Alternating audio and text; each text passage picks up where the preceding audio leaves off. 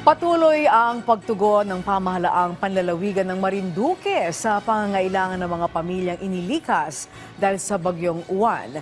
Sa kabila naman ay dinulot na pinsala ng bagyo, probinsya nakapagtala ng zero casualty. Si Dennis Nebrejo ng PIA ni Maropa sa detalye. Patuloy na namamahagi ang pamahalang panlalawigan ng Marinduque ng food packs sa mga residenteng inilikas dahil sa gupit ng bagyong Uwan, habang umabot na sa mahigit 10,000 pamilya ang apektado sa buong lalawigan. Batay sa datos ng mga MDRRMC, umabot sa 10,931 families o 34,279 na katao mula sa 208 na barangay ang inilikas.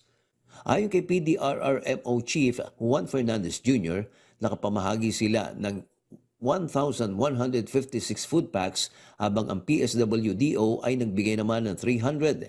Ngunit aminado siyang hindi pa ito sapat sa mahigit 8,000 pamilya sa evacuation centers. May mga naiulat ding tumumbang puno sa ilang kalsada at isang police mobile patrol ang nabagsakan ng puno ng niyog sa Santa Cruz.